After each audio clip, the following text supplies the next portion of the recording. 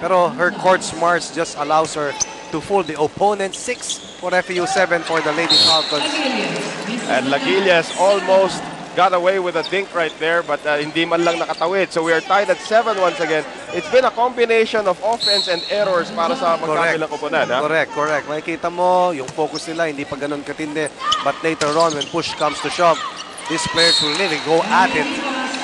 And you talked about the defense at the net. Cherry May Vivas, who stands about 5'9", making sure that that point goes to FEU. It is 8-7 for the Lady Tamaraws. All right, ladies and gentlemen, welcome back. And we'd like to invite everybody to listen to our live webcast over our league's official website, www.v-league.ph. At sa ngayon, let's welcome back itong ating kasama, our third member of our panel, Miyaka Lim. Thanks, Noel. Well, these two teams are approaching this game in two different ways. The defending champion, Adamson, is actually looking forward to this game. Even if they were swept by San Sebastian, Coach Dulce Panta said that she is actually very happy by how her girls performed last game.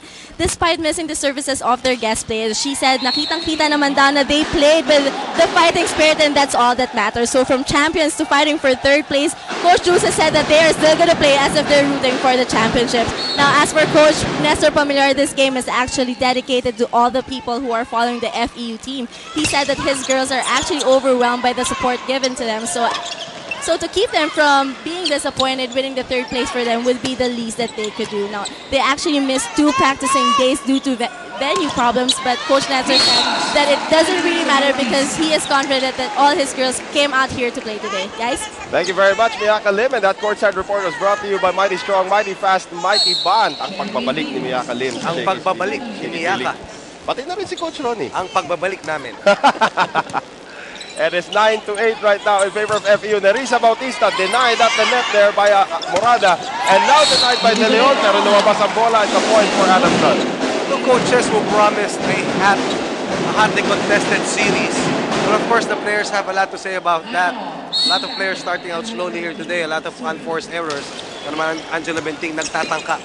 Napainitin na rito ang kampanya ng Lady Falcons. Well, she does lead by example, being the captain. Bautista this time pinakain kay Daki sa bola. And it is now Adamson up by 1. And of course, we'd like to thank our friends from Mikasa. There you go. The official ball of the Shakey's V-League. 10-9 Adamson, Coach Ronnie. Gusto nyo maghanap ng mga kababaihan na mahigit 6 feet ang taas. Punta lang po kayo rito sa San Juan Arena. Abundant athletes who are not only tall, but they are really gifted, who can jump out of the gym. That's right. At kaiinggitan nyo, dahil they're built so well and they look well and they play real good dito sa ating Shakey's V-League. There's one of the tall girls right now, si Mayat Carolino, but denied by a much taller Nerissa Bautista. And that, of course, is our Mighty Bond and Ligit block shot. Let's take a look at it again. Our Mighty Bond, Ligit block shot from Nerissa Bautista.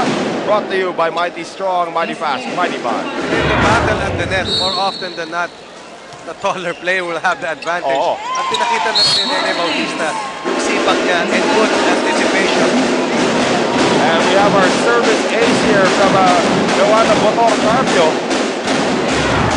And this service ace is brought to you by Cherry for PGM, the first and only multivitamins for teens. Walang magawa si Rose Antaganas doon. And right now it is 12-10. Joanna Botor Carpio, many-time member of the national team, like my partner here, Ronnie Magsano, pero hindi volleyball. And here comes Rachel Andakis off the block. Gata keeps it alive. And ito, nagkabungguan si Paulina Soriano, si Joanna Botor Carpio. Sabi ni Paulina, sorry ate. Communication breakdown na nangyari doon. But what about the effort of Lizzie Gata to get to that ball and keep that play alive? Kaya naman siya ang #1 sa ating mga libero in terms of yung talagang efficiency in digging, in receiving likewise. And of course, itong si Leslie Angata will be so hard to replace when she plays out her years sa UAAP eligibility for Adamson as Daki scores again for FEU. We are tied at 12. So si Rachel Andakis, marami ng understudy yan sa FEU. You have of course Cherry May Vivas, you mentioned Shaira Gonzalez earlier, but and the libero position, it's so underrated, but it's the most important position in terms of defense in volleyball. Yung success ng mga koponan sa V-League is also dependent on yung transition ng mga talents. We have a power hit there coming from Rachel Andakis. Let's take a look at this power spike brought to you by Cherry for PGM, the first and only multivitamins for teens. That was just awesome. 2 consecutive points coming from Rachel Dakis. Good preparation and a nice finish off that spike. Bad reception there by Benting. Soriano has to give up the free ball. Here's Carolino De Leon setting up Carolino, dinking it over the defense. In the air by Joanna Botor-Carpio. Gil Gustilo is off to a very, very slow start here para sa Adamson. So it is 14-12 in favor of FEU here in the first set.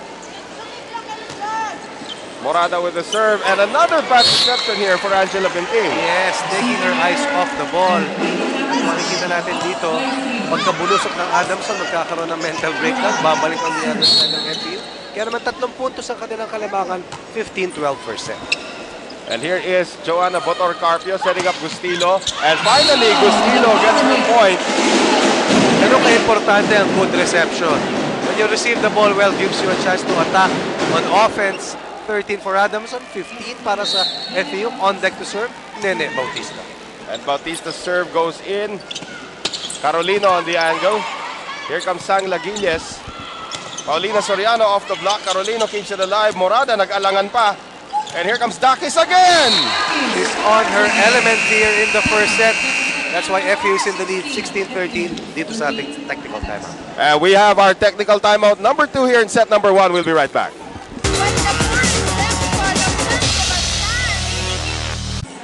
Back with us here at the arena, ladies and gentlemen. At salamat sa mga kaibigan natin sa Axel, the official outfitter of the Shakey's VLeague. At spooting, magkaterno tayo ngayon, Coach Ronnie, ha? Nice. Diba? Pwede na tayong sumayaw mamaya. Nice. 16-13 FEU. Adamson trying to bridge the gap here, and that is just unfortunate for FEU. Unforced error coming for the Lady Tamaraws. We're looking at the duel between Rachel Dakis and Nene Bautista. We'll find Dakis still perfect sa